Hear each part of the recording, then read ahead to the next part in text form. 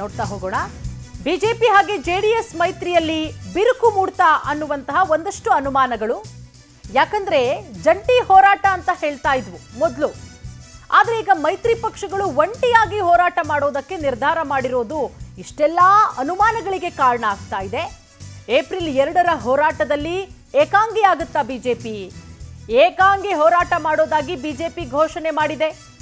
ಜನಾಂದೋಲನ ಹೋರಾಟಕ್ಕೆ ಜೆಡಿಎಸ್ ಗೈರಾಗುತ್ತಾ? ಹಾಗಾದ್ರೆ ಮೂಡಾ ಪಾದಯಾತ್ರೆಯಲ್ಲಿ ಜೆಡಿಎಸ್ ಪಾಲ್ಗೊಂಡಿತ್ತು. ಉಳಿದ ಹೋರಾಟಗಳಿಂದ ಜೆಡಿಎಸ್ ದೂರ ಉಳ್ಕೊಂಡಿದೆ. ಕೊನೆ ಕ್ಷಣದಲ್ಲಿ ಹೋರಾಟಕ್ಕೆ ಜೆಡಿಎಸ್ ಧುಮುಕಿದ್ದು. ಮೂಡಾ ಪಾದಯಾತ್ರೆಗೂ ಮುನ್ನ ಎಚ್.ಡಿ. ಕುಮಾರಸ್ವಾಮಿ ಅವರು ಆಕ್ರೋಶ ವ್ಯಕ್ತಪಡಿಸಿದ್ರು. ಸಂಧಾನದ ಬಳಿಕ ಹೋರಾಟಕ್ಕೆ ದಳಪತಿಗಳು ಬಂದಿದ್ರು. ಈಗ ನಾಳೆಯ ಹೋರಾಟಕ್ಕೆ ಗೈರಾಗುವಂತಹ ಸಾಧ್ಯತೆ ಇದೆ ಅನ್ನುವ ಮಾಹಿತಿ ಕೂಡ ಸಿಗ್ತಾ ಇದೆ.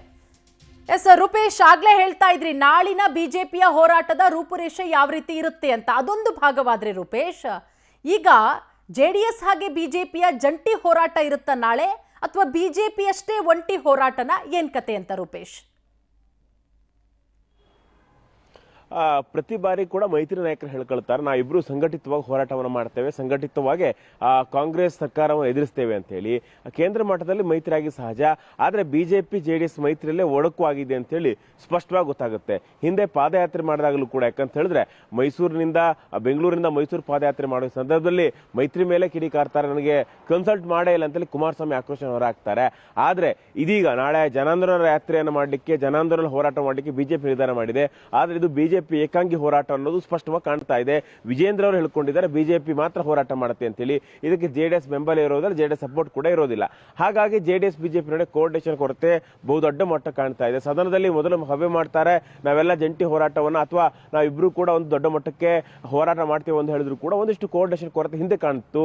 ಆದ್ರೆ ನಾಳಿನ ಹೋರಾಟಕ್ಕೂ ಕೂಡ ಜೆಡಿಎಸ್ ನಾಯಕರು ಗೈರಾಗ್ತಾರೆ. ಕಾರಣ ಇಷ್ಟೇ, ಬಿಜೆಪಿ ಮಾತ್ರ ಹೋರಾಟವನ್ನು ಸಂಘಟಿಸುತ್ತೆ ಅಂತೇಳಿ ಹೇಳಲಾಗ್ತಾ ಇದೆ. ಕಾರಣ ಇಷ್ಟೇ, ಯಾಕಂತ ಹೇಳಿದ್ರೆ ಪಾದಯಾತ್ರೆ ಮಾಡಿದಾಗಲೂ ಕೂಡ, ಮೈಸೂರು ಪಾದಯಾತ್ರೆ ಮಾಡಿದಾಗಲೂ ಕೂಡ ಬಿಜೆಪಿ ಜೆಡಿಎಸ್ ಪಾದಯಾತ್ರೆ ಅಂತ ಹೇಳಿದ್ರು ಕೂಡ ಲಾಸ್ಟ್ ಕೊನೆಯದಾಗಿ ಜೆಡಿಎಸ್ ಅದನ್ನ ಹೋರಾಟವನ್ನು ಹೈಜಾಕ್ ಮಾಡುವಂತ ಪ್ರಯತ್ನ ಮಾಡ್ತು ಅಂತೇಳಿ ಬಿಜೆಪಿ ನಾಯಕರ ಒಂದಿಷ್ಟು ಚರ್ಚೆಗಳು, ಬಿಜೆಪಿ ನಾಯಕರು ಮಾಡ್ತಿರ್ತಕ್ಕಂಥ ಚರ್ಚೆಗಳು. ಹೀಗಾಗಿ ಜೆಡಿಎಸ್ ನಾಳಿನ ಹೋರಾಟ ಗೈರಾಗುತ್ತೆ. ಅದೇ ರೀತಿಯಾಗಿ ಸ್ಮಾರ್ಟ್ ಮೀಟರ್ ಇರಬಹುದು, ಬೇರೆ ಬೇರೆ ವಿಚಾರ ಇರಬಹುದು, ಬೆಂಗಳೂರಿನ ಒಡೆಯುವಂತ ಪ್ರಯತ್ನ ಇರಬಹುದು, ಎಲ್ಲದೂ ವಿರುದ್ಧ ಜೆಡಿಎಸ್ ಏಕಾಂಗಿ ಹೋರಾಟವನ್ನು ಮಾಡಿತ್ತು. ಇದೀಗ ಜನಾಂದೋಲನ ರೂಪವಾಗಿ, ಬೆಲೆ ಏರಿಕೆಯ ಭಾಗವಾಗಿ ಈಗ ಮತ್ತೊಂದು ಹೋರಾಟವನ್ನು ಸಂಘಟಿಸ್ತಾ ಇದೆ. ಇದಕ್ಕೆ ಜೆಡಿಎಸ್ ನಾಯಕರು ಗೈರಾಗ್ತಾರೆ.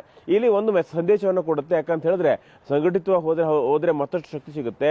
ಆದ್ರೆ ಈಗ ಬಿಜೆಪಿ ಜೆಡಿಎಸ್ ಎರಡು ಕೂಡ ಒಂಟಿ ಆಗ್ಲಿಕ್ಕೆ ಹೊಟ್ಟಿದೆ ಅಂತ ಹೇಳಿ ಹೇಳ್ಬಹುದಾಗಿದೆ. ಇದು ಮೈತ್ರಿ ಮೇಲೆ ಯಾವ ರೀತಿ ಪರಿಣಾಮ ಬೀರುತ್ತೆ? ಒಂದು ಹೋರಾಟ ಗೈರಾಗಿದೆ ಅಂತ ಹೇಳಿ ಮೈತ್ರಿಯಲ್ಲಿ ಬಿರುಕು ಕಾಣಿಸ್ಕೊಂಡಿದೆ ಅನ್ನೋದು ಸ್ಪಷ್ಟ. ಹೀಗಾಗಿ ಇದು ಭಿನ್ನಮತ ಸ್ಫೋಟ ಆಗುತ್ತೆ ಅನ್ನೋದನ್ನ ನೋಡ್ಬೇಕಾಗತ್ತೆ. ಪೂರ್ಣಿಮಾ, ಥ್ಯಾಂಕ್ ಯು ರೂಪೇಶ್ ತಮ್ಮೆಲ್ಲ ಮಾಹಿತಿಗಾಗಿ.